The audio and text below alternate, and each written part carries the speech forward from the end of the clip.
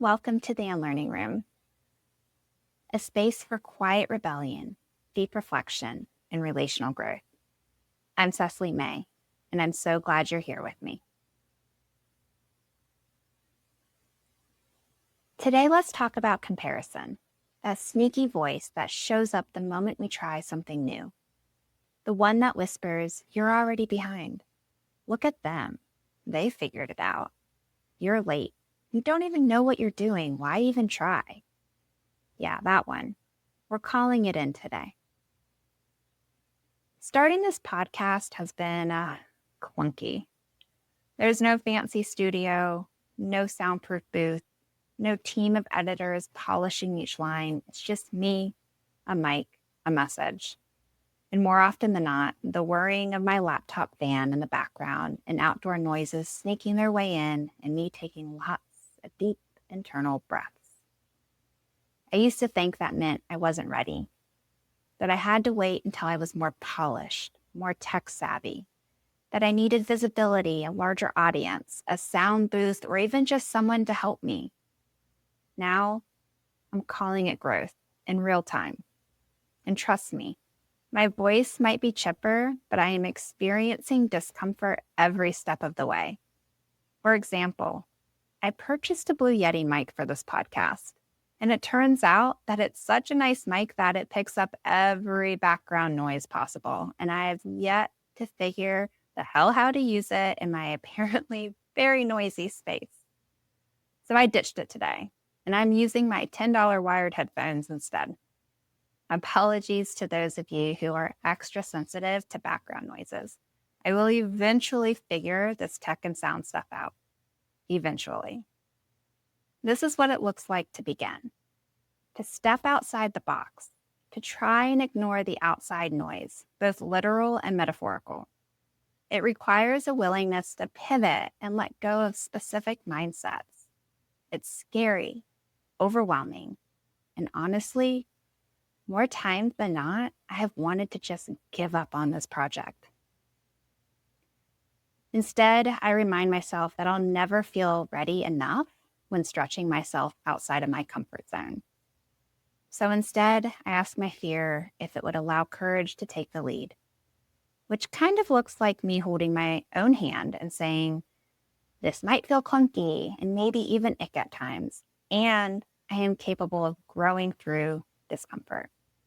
Though, let's be real, my inner dialogue is not always that polished, and more often than not, it's just a simple, "Bitch, you got this." And then I take a deep breath and one step forward. Let's shift our focus for a moment and get curious. You see, comparison isn't weakness. It's wiring. It's how we scan for belonging, for safety, for cues on what's normal or enough. But in a culture that glorifies ease and performance, it's easy to forget.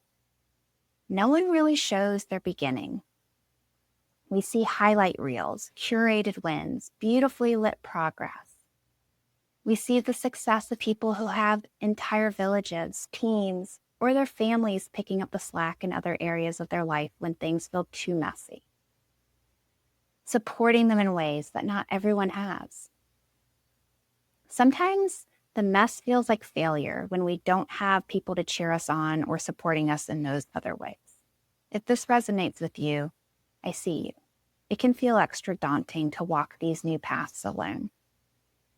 However, regardless of someone's level of support behind the scenes, the audience is rarely privy to see the mess beneath the milestone and before the success. The overwhelm, the trial and error, the clunky attempts. And so we assume we're doing it wrong, that we're behind because our first episode doesn't flow like their 100th episode. And then when we catch ourselves comparing, we often feel guilty, or even worse, because we have been taught not to envy another. But here's the truth. Comparison isn't always about envy. Sometimes it's fear of failure, and sometimes it's fear of succeeding. Sometimes it's grief, quiet ache that asks, will I ever get there? Or will others finally see my worth and value? Sometimes it's exhaustion of trying to keep up with societal standards of success. Let's pause here, take a breath, and reflect on an unlearning moment. Here's what I'm sitting with this week. You don't have to be them to be you. Their voice, their style, their confidence, their success. It doesn't threaten your own. Unlearning comparison means coming back home to your own pace, your values, your goals, and your truth. It means honoring your process, even when it's messier or slower than you hoped. It means remembering that being a beginner is not the same as being behind. Here's a practice to help you feel more anchored the next time you notice yourself comparing. Name the part of you that's comparing. Get curious. What's it afraid of?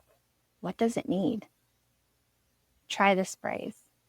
Of course, this feels hard. I'm doing something new. Replace why aren't I like them with what feels most me right now. Let's reframe that growth doesn't always look graceful. Clunky isn't a flaw. Clunky is movement. Clunky means you're doing it, not just dreaming it. If you've been caught in comparison lately, I know I have, to a friend, a stranger, or even a past version of yourself, let this be a reminder. You're allowed to begin again. You're allowed to take up space in your own timing. And your story is worth telling, even if your mic whirs and your voice shakes. Thanks for stepping into the Unlearning Room with me.